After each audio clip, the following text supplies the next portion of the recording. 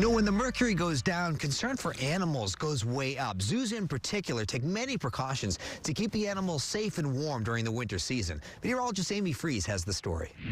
When the temperatures dip and the storms roll in, wild animals can't necessarily escape winter from the zoo, but they can find some ways to cope with the extremes.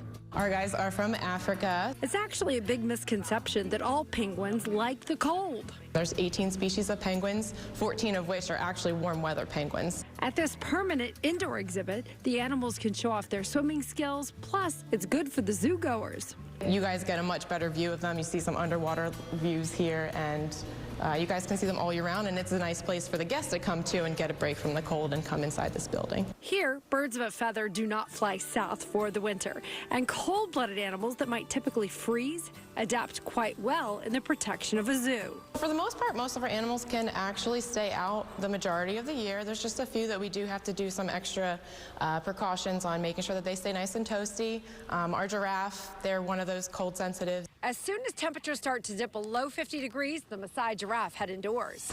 Our giraffe behind the scenes tours, you take about a 45-minute tour into our giraffe barn where the giraffe live in the winter. We have a nice big arena. It's about a 7,000 square foot building. You'll see where the giraffes stay overnight, but then where they are in the winter.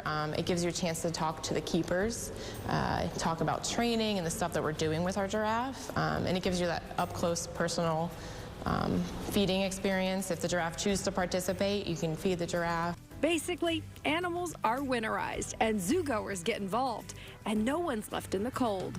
We just make sure that they all have access to a heat source, give them nice little fluffy beds, hay beds, and kind of let them do their thing. Cold weather means it's time to cozy up. For some species, it's actually breeding season. For wildcats, they're the most active of the entire year. Heated slabs and hay beds are part of their habitats. And bears, since the zoo feeds them year-round, they do not hibernate, even though they do have access to a warm den. California sea lions are native to the West Coast, so they do need certain fish to fatten up for winter. They got to put a lot of blubber up on there. They are cold weather animals, so they can totally tolerate the cold.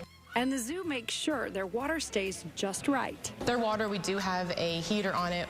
We're not making the water like 90 degrees or anything like that, but we are making sure that that water stays in around 60 degrees too. For the most part, most of our animals can actually stay out the majority of the year. Even the delicate and dainty flamingos weather harsh winters pretty well. They definitely do. They're living in the south. People think of them as being tropical weather.